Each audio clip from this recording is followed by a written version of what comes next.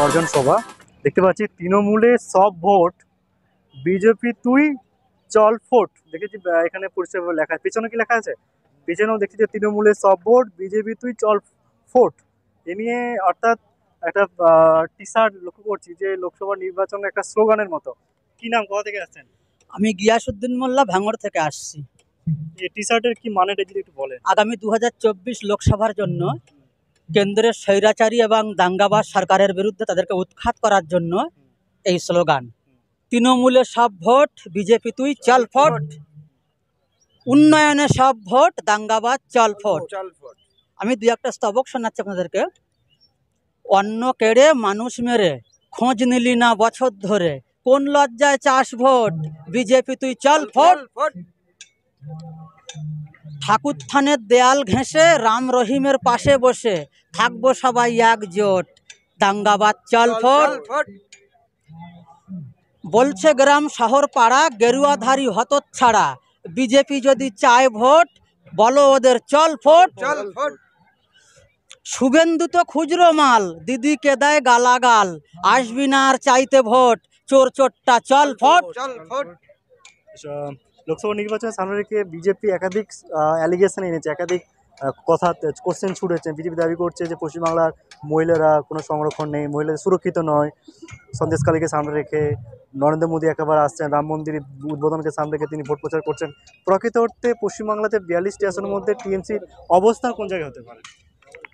আসলে নরেন্দ্র মোদী এবং মিস্টার অমিত শাহ ওনারা রাজনৈতিকভাবে মমতা ব্যানার্জির কাছে, অভিষেক ব্যানার্জির কাছে পেরে উঠছেন না। তাই যে কোনোভাবে বাংলাকে বদনাম করছে, বাংলার বিরুদ্ধে, দিদির বিরুদ্ধে কুৎসা প্রচার করছেন। আপনারা তো জানেন যে বর্তমানে এনফোর্সমেন্ট ডিরেক্টরেট, ইডি এবং central bureau of investigation, CBI যারা রয়েছেন তাদের অফিসারদেরকে কাজে লাগিয়ে বাংলার কোনায় কোনায় তথা অন্যান্য রাজ্যে রাজনৈতিক স্বার্থে ব্যবহার করছে। অবশ্যই ইডি সিবিআইকে রাজনৈতিক স্বার্থে ব্যবহার করছে বিজেপি। আমরা বারবার দাবি তুলেছিলাম যে ইডি সিবিআই তাদেরকে আমরা শ্রদ্ধা সম্মান করি, কিন্তু তারা নিরপেক্ষ নয়। বিজেপির কাছে বিক্রি হয়ে গেছে পুরো। বিজেপি যেভাবে চালনা করছে তারা সেইভাবে চলছে। বলছে বাংলাকে বদনাম করতে হবে, তৃণমূল সরকারকে বদনাম করতে হবে। তাই কিছু ভাড়াটিয়া লোক নিয়ে দেখেন না সন্দেশখালিতে মুখে মাস্ক লাগিয়ে, তাদের মধ্যে কিছু মহিলা গ্রেপ্তারও হয়েছেন, মানে বহিরাগত। বলছেন এখানে আমাদের অমুক করেছেন, তমুক করেছেন, অমুক তমুক। যখন তদন্ত করা হলো বলছে আমার সঙ্গে তো নয়, অন্য কারোর সঙ্গে হয়েছিল, আমি শুনেছি, টিভি দেখেছি। তো চক্রান্ত, এইসব চক্রান্ত ধোপে টিকবে না। আগামী 2024 সালের লোকসভা ভোটে ওই যে বললাম, বিজেপি তুই চল ফোট, দাঙ্গাবাজ চল ফোট। লোকসভা নির্বাচনে 42টি আসনের মধ্যে টিএমসি কতগুলো আসন পেতে পারে? ওটা আমি এক্ষুনি তো সঠিকভাবে বলতে পারবো না।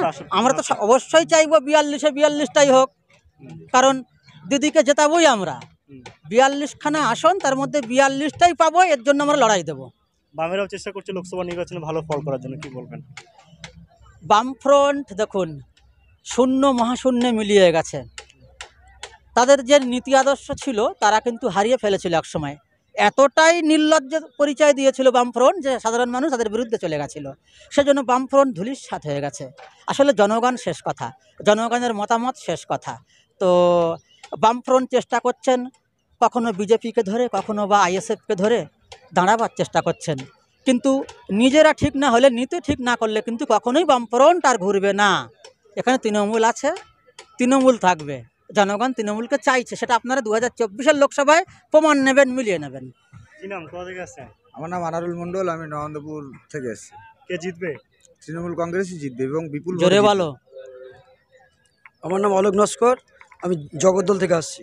কে জিতবে লোকসভাতে? তৃণমূল ব্যাপক জিতবে? ব্যাপক জিতবে, বিজেপি তো চল ফোট। বিজেপিরই চল ভোট। আমার নাম শাহাবুদ্দিন মণ্ডল, আমি নরেন্দ্রপুর থেকে আসছি। অবশ্যই দিদি জিতবে, দিদি ব্যাপক জিতবে, এক ব্যাপক হারে জিতবে। বিজেপি বিজেপি বিজেপি চল ভোট। কথা বললাম। এ বিষয়ে আপনাদের মতামত অবশ্যই কমেন্ট করুন।